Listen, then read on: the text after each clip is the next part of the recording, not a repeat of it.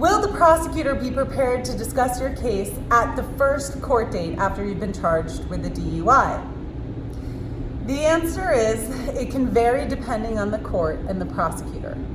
But typically speaking, there is no expectation by the judge or the prosecutor that you will be prepared to enter a plea of guilty at that first court date. Usually that first court date is set up as a preliminary moment in the life of your case. It is the first opportunity for you to appear in front of the judge, and the judge will in all likelihood expect you or your attorney to enter a plea on your behalf of not guilty. Now this is pretty standard, and if you try to enter a guilty plea at that first court date, it is likely that everybody in the courtroom, the judge, and possibly the prosecutor may try to talk you out of entering a guilty plea before you've had an opportunity to review the evidence in this case and hire an attorney to discuss it with that attorney before moving forward.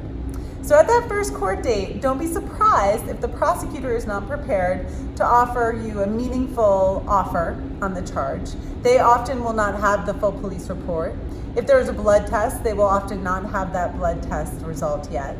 And they may not even have the history.